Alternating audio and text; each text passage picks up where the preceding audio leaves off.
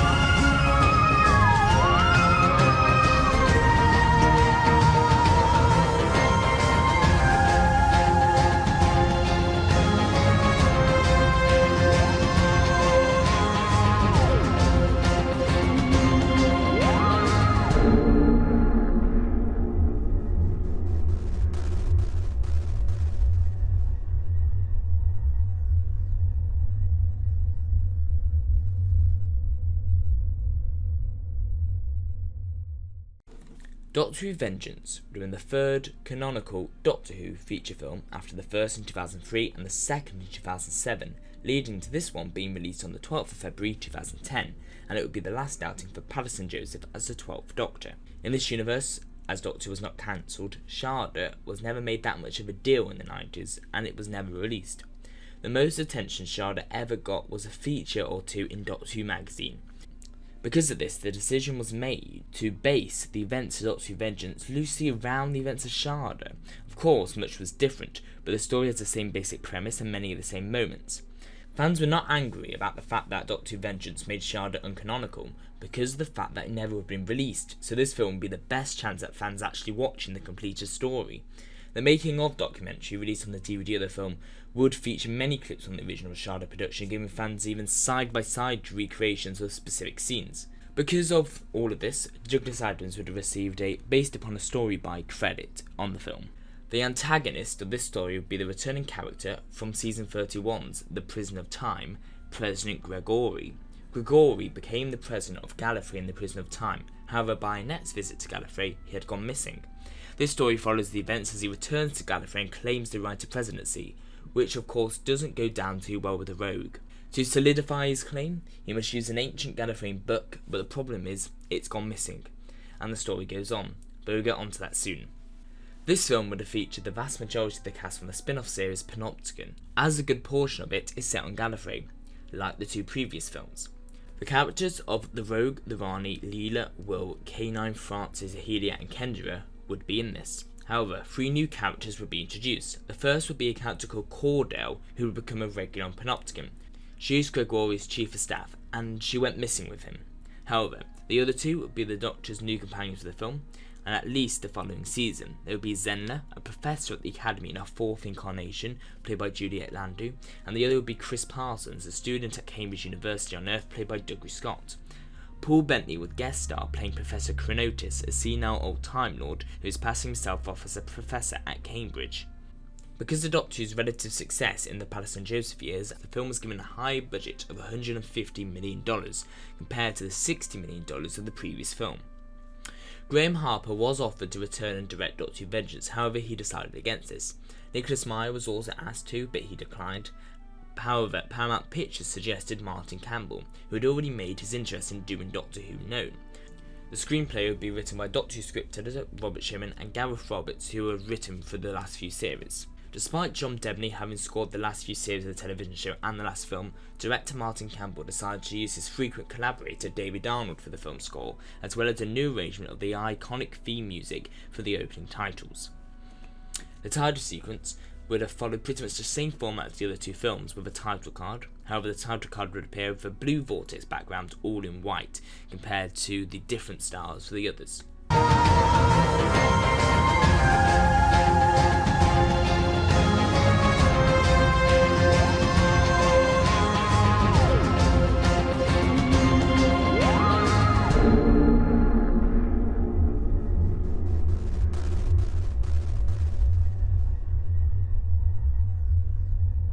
We begin with a vacuum of space.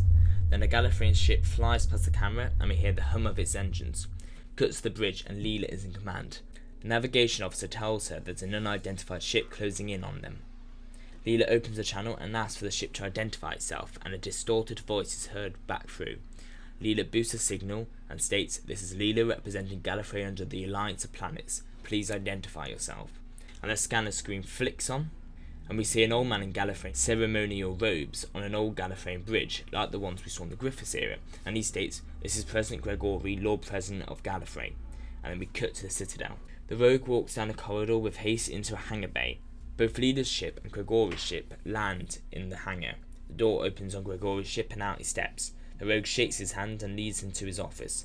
They sit down and Gregory cuts to the chase and tells the Rogue that he claims the right to Lord Presidency under Article 782 of the ancient Gallifreyan law. Francis explains there is no such law, leaving the Rogue quite relieved. However, Gregory states that this law does exist and exists in a book known as the Worshipful and Ancient Law of Gallifrey, except, according to Francis, no such book exists in the Panopticon archives. Gregory, hell-bent on becoming the president once more, takes his ship off Gallifrey to go on a quest to find the book and prove his right to presidency. Then we cut to the Doctor in 1930s Germany. He's walking through the Reichstag undercover in a dark suit, tracking an alien entity. This goes on for a bit and the Doctor goes back in the TARDIS to get a piece of equipment he needs. However, while in the TARDIS, it begins to dematerialise, much to the Doctor's resentment. The Doctor steps back out of the TARDIS and finds himself in the Panopticon archives. In front of him stands the Rogue. The Rogue explains that he's summoned the Doctor to Gallifrey because he needs someone to unofficially track down the worshipful and ancient law of Gallifrey and destroy it to stop President Gregory becoming president again. The Doctor, aware of what Gregory is capable of from the Prison of Time, eventually agrees. Rogue introduces a woman called Zenna to the Doctor, who is a professor at the Academy well versed in Gallifreyan law, and tells the Doctor that she, along with his chief of staff, Francis, will accompany him on his journey.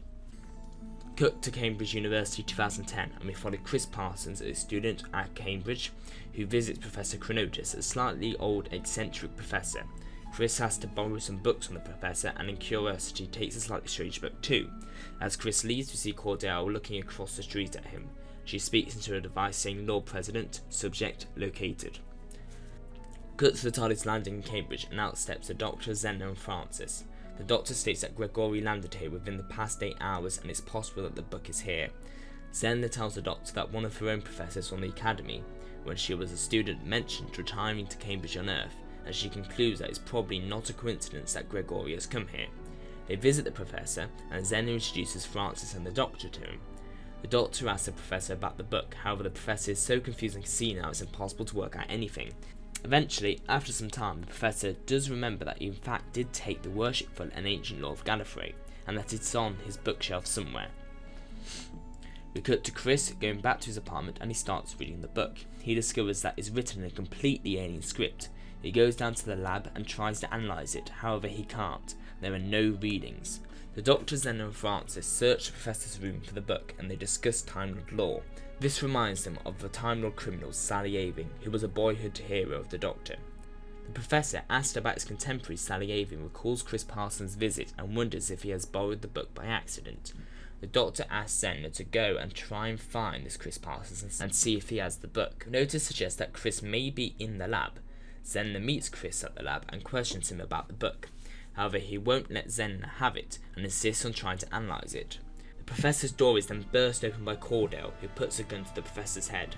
Doctor and Francis manage to defuse the situation by persuading Cordell that he doesn't know where the book is, and neither do they.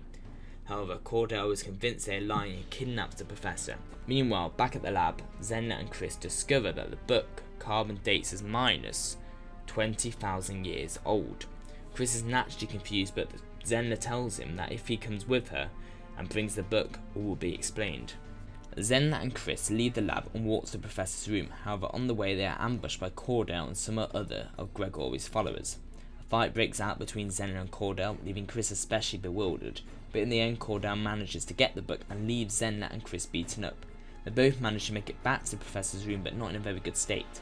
They find the Doctor and Francis eager to get the book when Zenna reports that the book was taken by Cordell. The Doctor decides he needs to speak with Gregory personally and not only get the book back, but also the Professor himself. The Doctor and Francis ask to stay in the Professor's room and keep it safe. The Doctor, Zenna and Chris go back to the TARDIS and Chris enters for the first time.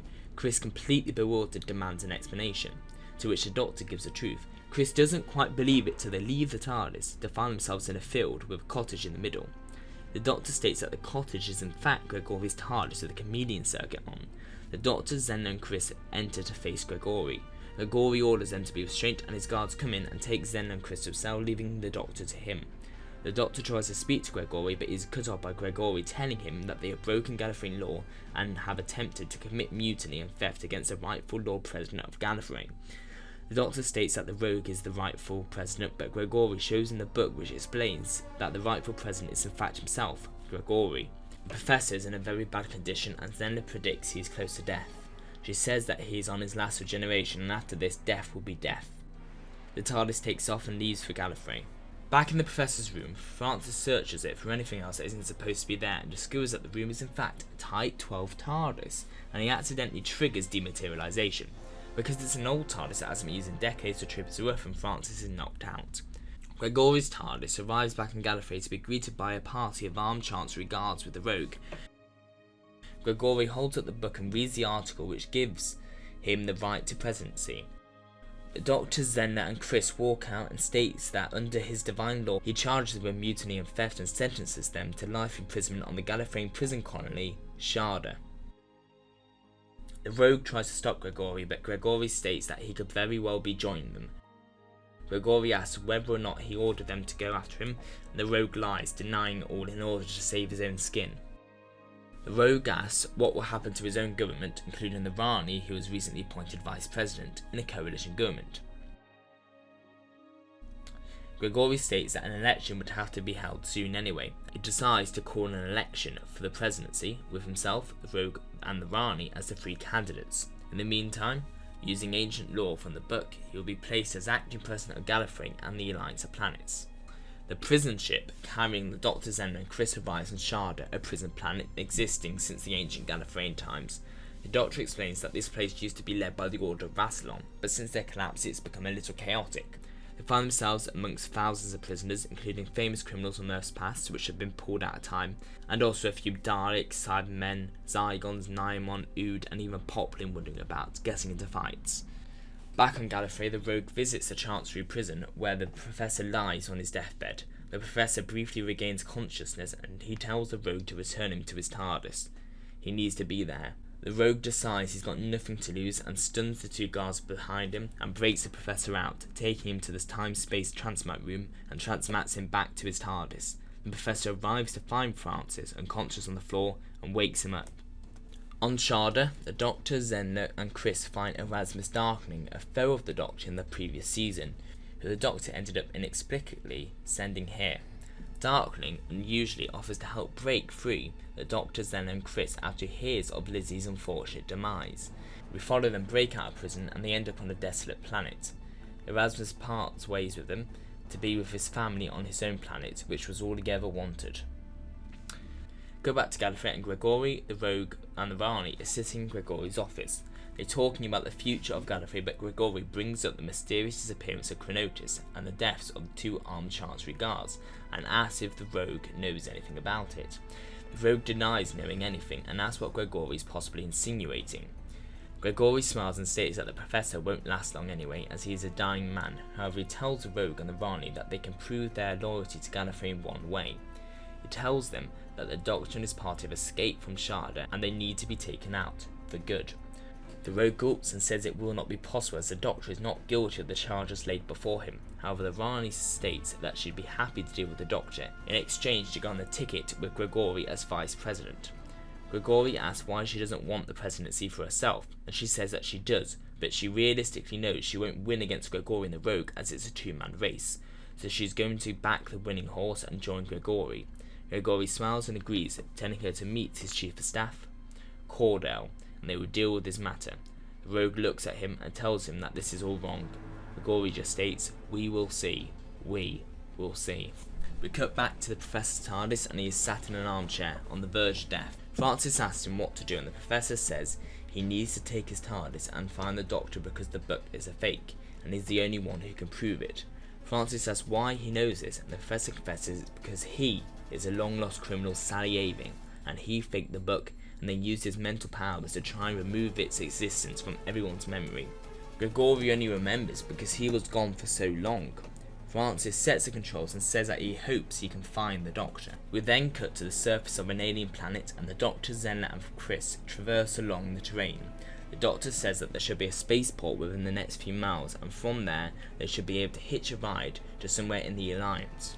Time passes and they eventually make it to the spaceport. However, before they can hitch a ride, they are spotted by someone who acts as an informant to the Rani.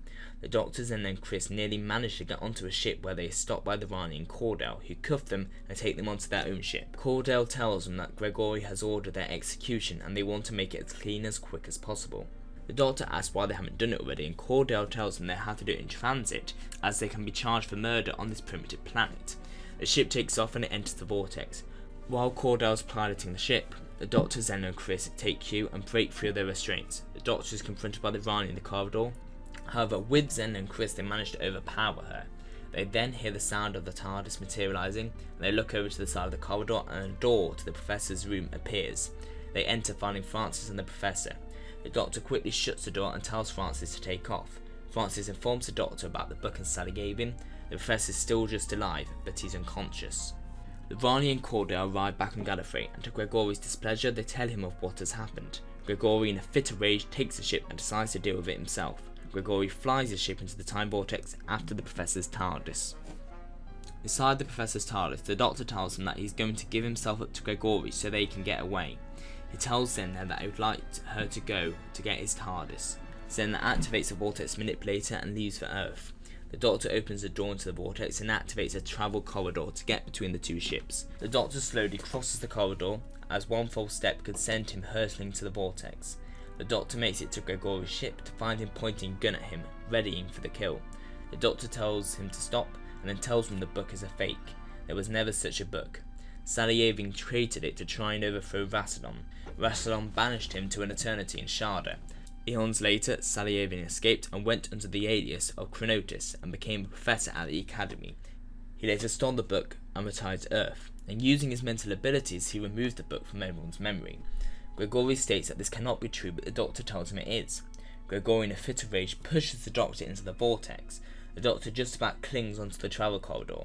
The Doctor, clinging onto the travel corridor, looks straight into Chronotis' TARDIS and sees Chronotis awakens. Chronotis stares at Gregory and his eyes turn yellow. Gregory closes the ship's door and flies away. Chronotis has removed the Doctor from Gregory's memory to save his life. With Gregory's ship gone, the corridor falls apart though, and the Doctor hurtles through the vortex. It isn't long until the vacuum of the vortex kills the Doctor. A golden glow starts appearing around his body and he continues falling, and he begins regenerating.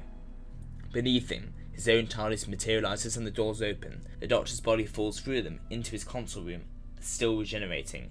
Zenna closes the door quickly and the process finishes. The Doctor stands up in his new body, that of David Suchet. Zenna looks at him and smiles. The Doctor states they'll be needing to return Chris to Earth. The Doctor lands the TARDIS within the Professor's TARDIS and finds the Professor dead. Chris asks who this man is and why is he in the Doctor's clothes, and the Doctor explains about regeneration. The Doctor picks up the Professor's body and states that he is now in his last body, number 13. It won't be long until he ends up like Chronotis. The Doctor tells Francis to land Chronotis' TARDIS on Gallifrey with Zenna and he'll return Chris to Earth. Zenna stops the Doctor and tells him that she'll like to come with him. She knows that the Doctor travels the universe and she wants to have an adventure.